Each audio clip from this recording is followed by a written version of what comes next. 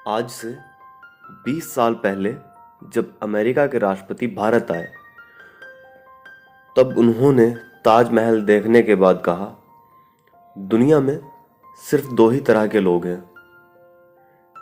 एक वो जिन्होंने ताजमहल को देखा है और दूसरे वो जिन्होंने ताजमहल को नहीं देखा।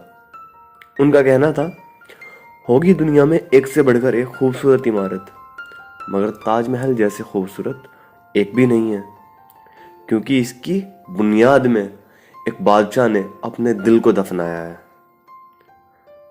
आज इस वीडियो को आखिर तक देखना, आप जानोगे ताजमहल के बारे में वो सच जो शायद आपको नहीं पता होगा।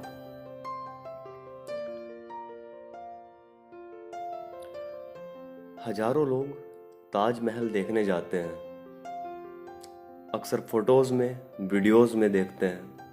जो फोटो और वीडियो में ताजमहल दिखाया जाता है, आपको जानकर हैरानी होगी, वह ताजमहल का मुख्य द्वार नहीं है, वह ताजमहल का पिछला हिस्सा है। टूरिस्ट ताजमहल को वैसा नहीं देख पाते जैसा शाहजहां चाहते थे। बादशाह और शाही मेहमान नाव में बैठकर यमुना पार करके ताजमहल पहुंचते थे। नदी के किनारे एक चबूतरा हुआ करता था। धीरे धीरे पानी बढ़ता गया और वो चबूतरा नष्ट हो गया। वही चबूतरा ताजमहल जाने का मुख्य रास्ता हुआ करता था। कहा जाता है, शाहजहां ने ताजमहल का निर्माण पूरा होने के बाद मजदूरों और कारीगरों के हाथ कटवा दिए थे। ये बात बड़ी बेतुकी सी लगती है, अफवाह सी लगती है, और इतिहासकारों का भी मानना है कि शाहजहां ने मजदूरों और कारीगरों को जिंदगी भर की तनख्वाह देकर यह इकरारनामा लिखवाया था कि वह जिंदगी में दूसरी कोई भी ऐसी इमारत नहीं बनाएंगे। और इस बात से ऐसा लगता है कि किसी कारीगर की कला को जिंदगी भर के लिए निष्क्रिय कर देना उसके हाथ काट देने के बराबर ही है। और शायद इसीलिए कहा भी जाता है कि शाहजहां ने कारीगरों के हाथ कटवा दिए थे। ताजमहल की चारों मीनारें बिल्कुल सीधी नहीं खड़ी है, वह बाहर की ओर झुकी हुई है, ताकि भूकंप जैसी आपदा आने पर भी अगर यह गिरे तो बाहर की ओर गिरे, मुख्य इमारत को कोई नुकसान न पहुंचे। ताजमहल की ऊंचाई कुतुब मीनार से भी ज्यादा है। ताजमहल 73 मीटर ऊंचा है, जबकि कुतुब मीनार की ऊंचाई 72.5 मीटर ही है। कुतुब मीनार भारत की सबसे ऊंची मीनार है। दुनिया में जितनी भी ऐतिहासिक इमारतें हैं, उनमें सबसे खूबसूरत कैलीग्राफी ताजमहल पर की गई है। ताजमहल पर लगे संगमरमर पर कैलीग्राफी करने के लिए ईरान से कारीगरों को बुलवाया गया था।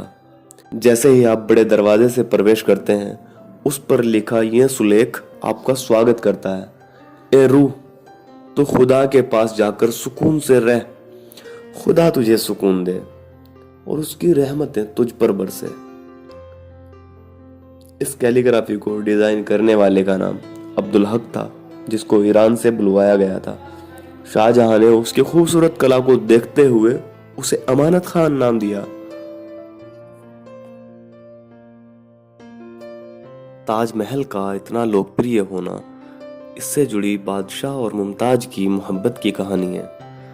बादशाह शाहजहां ने इसे अपनी बेगम मुमताज की याद में बनवाया था।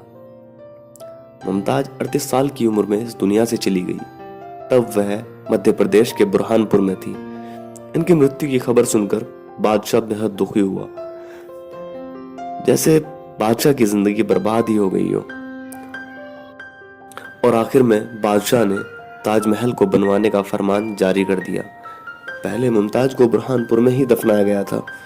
उसके बाद ताजमहल को बनवाने का कार्य शुरू किया गया। तब मुमताज को बुरहानपुर से निकलवा कर ताजमहल के नजदीक ही एक बगीचे में दफनाया गया। ताजमहल का निर्माण लगभग 22 सालों में पूरा हुआ। तब तक वह उस बगीचे में ही दफन थी।